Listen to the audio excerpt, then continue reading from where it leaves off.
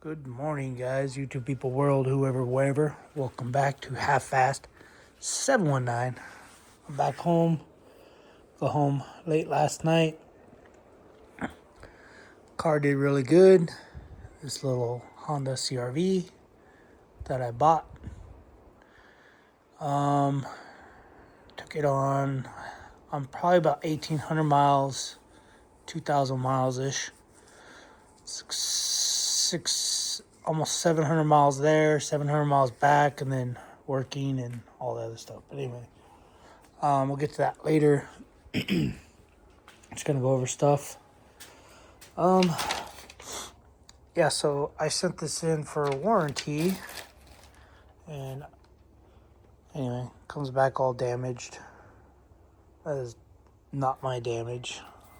You guys know I take care of my tools really well, and yeah, I don't know, they stick it in a vise, I don't know what they do, throw it around, stick it in a dryer.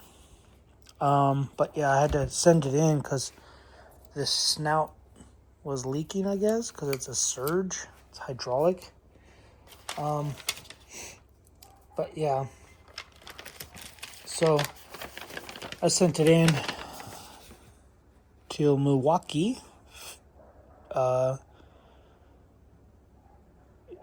Yeah, anyway, sent it in. I filled out a thing online, said, hey, this thing, I only used it on like 100 screws, and it started to just not even spin. This thing just wasn't even turning. So anyway, it is the M18 Fuel Surge. It's a Bear tool. Rawr. Replacement parts and labor. Looks like it says wearable part exceeded useful lifespan. So I'm assuming it broke before it was supposed to break. But it's the cam pulse unit that they replaced. Anyway, they shipped it back. Not too happy about that. The damage and all this grease and oil. But anyway, so that broke, and I had to buy this one from Lowe's. Came with just a brushless Metabo HPT 18 volt. This battery's not from it, but came with the battery charger and two 2 amp hour batteries. Anyway, yeah, because I needed to do project on the shipping container, and this thing was broken. And the only other one I have is I have an M12 in here, and then I have a DeWalt in my truck, but who wants to use DeWalt tools? Anyways, so what we got today, well, this week, it's all trash for the most part. Trash. All right, so we got here the door lock actuator for this car. The driver door, for some reason, will not lock and unlock with the remote, and then when you lock the door with the key and unlock it, it doesn't unlock the trunk. So I'm thinking it's either this. Or I was looking under the dash, and it looks like they have either an aftermarket alarm or remote start or something. I don't know what's under there. But I'm going to rip all that out because I don't like aftermarket alarms and stuff when you can just buy plug and play stuff. Ow, that hurt. That was my shin. But yeah, so we got this thing, and then there's like a harness, and I guess you can't see all the wiring that's in there. And then you got all those right there, those purplish pink things. So I'm gonna rip all those out. And but yeah, I was using it for work. Thankfully these came in time to go to work. So I'm going to end up ripping this off. I guess you got to take this off here. Pops off somehow with clips. Yeah, I don't know how it comes off. Hopefully I don't break anything. It looks like it's just the clips, and it looks like that clip is broken off already. So I'll pull that off, pull this door panel off, open it up, and go from there. But that'll be in a little bit. Let's just go over what I bought. I bought this stuff, but it didn't come in time. This is that Lube Guard Insta shutter fix for that car. It still has a little bit of a shutter, but nowhere near as it had when I first test drove the car. But yeah, anyway. And then this is a wiring kit for the hitch that is for the car. It's supposed to be a direct plug and play wiring. Goes in the back. Anyway, and then we got a Dorman cam, the VVTi cam gear. It's in there, trust me. With a new bolt, because I'm going to be doing a timing chain on this car. Yeah, I have a timing chain kit, a Chloe's timing chain kit. It's in the house, but we might be returning it if I can get the other one. I bought another one where I got to drop the oil pan and replace the oil pump gear and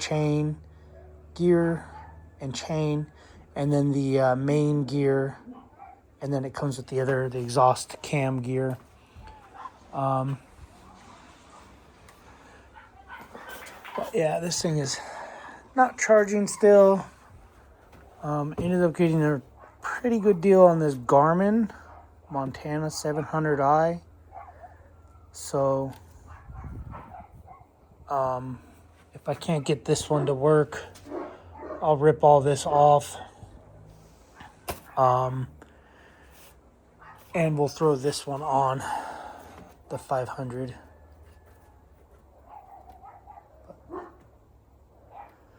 Anyway, this is tracking iOS. This is where they'll always test. Anyway, so I think I'm gonna like this one better, mainly because it's external power loss, turning off and stay on, sucker. But yeah, this one seems like way smoother in the maps. Like it's a little bit bigger screen. Let's go to the maps. And yeah, way different, way bigger screen. I guess it would go like that. And yes, I might be going to this one. I don't know yet. I'll play with it, see how it works. I gotta get a mount. The mounts are like $70. But this one just doesn't want to charge at all for some reason, or it doesn't want to. It charges and it stays charged, but the battery indicator doesn't work or something. And then the temperature gauges don't work or I don't know. I don't know what's wrong with this thing. But anyway, I'll play with this one, update it, do some stuff. It's got a flashlight. This is the yeah, I don't know. I'll play with it. Anyway, guys, I don't have much. I just mainly got to do a timing chain set. This does have a timing chain rattle when you first start it. When it got cold out there, like 44 degrees in the morning. I know that's not cold, but it's June, so it's pretty cold. Anyway, I did get new tires for the rear when I got out there. So these are the Toyo Extensas in the front, and then I bought the same tires for the rear. And man, car's so much better, so much quieter. It rained a lot where I was working, so anyway, but yeah, this morning I don't know if I'll do a video or not, but I'm gonna try to change this, and hopefully this will fix whatever my problem is with the door not working, because there's a lot of pins in there, a lot of connectors, so I'm thinking it's just not talking. So when you flip the lock, it locks all the doors. When you unlock the lock, it locks all the doors. When you do the key to lock it, it unlocks, locks, whatever.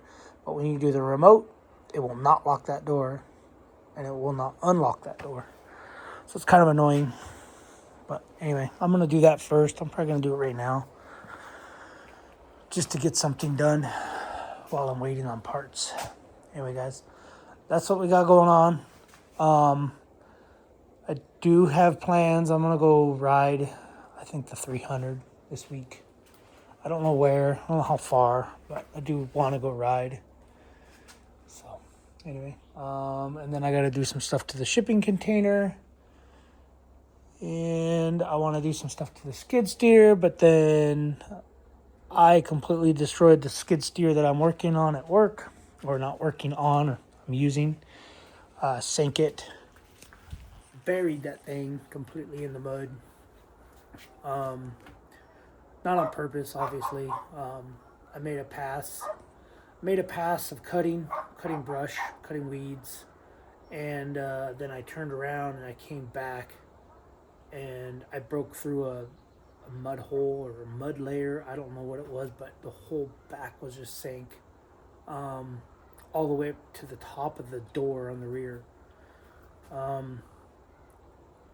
Yeah, and so we got a backhoe, or I called a couple guys, and they're like, hey, we'll be out there at like 2. So that was in the morning. I just went and helped them to get their job done quick, so that they can come help me quicker. So we grabbed a backhoe. Backhoe couldn't pull it out, so I had to leave it in there. It was in there that morning all day until the next morning. We brought a excavator and tried picking it up with the excavator. It wouldn't pick it up because the mud was sucking it. So we had to drag it out. Drug it out, wouldn't start. First problem was it was like this, so all the fuel was back there, and the newer skid steers, they say, oh, it won't start because it doesn't have fuel, so you don't ruin the injection pump and all that other stuff. So we got it out, we got it level. Actually, I got it more like this, and it wouldn't start. So then it was giving a starter relay code. So I grabbed a relay from the air conditioner relay, swapped it from AC to starter. Anyway, those guys left. That helped me. They packed up and left. And yeah, it still wouldn't start. So I went back to the depot, and I was just like, I don't know what to do. Called the mechanic. Mechanic's like, oh, okay. Well, I'm going to be in Salt Lake in a little bit. I got to work on some equipment. And I said, all right, if I take that starter off, can we take it apart? And he was like, oh, I'll just go to Bobcat. It was Saturday. I'll go to Bobcat and get a new one. I was like, yeah, right. Anyway,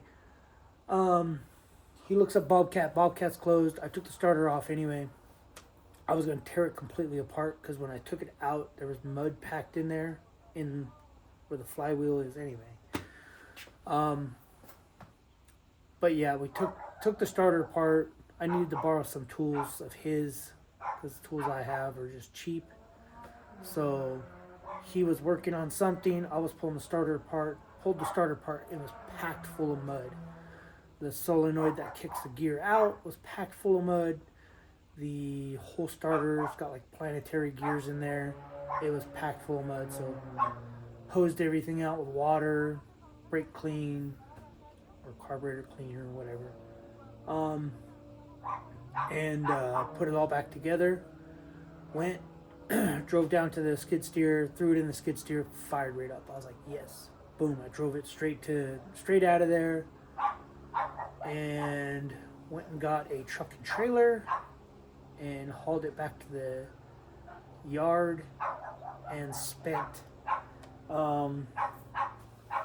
over 6 hours cleaning mud out because the mud was completely packed in the engine compartment, packed everywhere, and it was like, I don't know if it's acidic or saltwater mud, so it started eating through all the wiring and harness. So I had to go through everything the last 2 days, everything, and the whole stupid machine. Pulled every connector off, cleaned everything.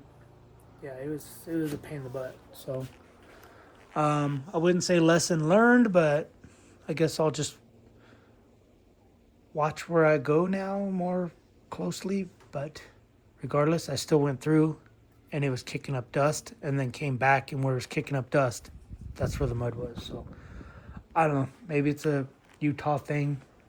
It's like pockets of mud or something. I don't know. And it wasn't a culvert because we mark our railroad ties blue when there's a culvert that goes under the track. And there was no culverts within probably like 100, 200 feet in either direction. There was a culvert, I think like maybe 200-300 feet that way. Anyway, whatever. All right, guys, I'm going to tear this apart. Enough's enough. Got laundry to do. And hopefully go ride. So, see you guys in the next video. I'll let you guys know. I might tear this apart and then just go through what I found. And if it fixes it, I'll just be like, fixed. All right, guys. Later.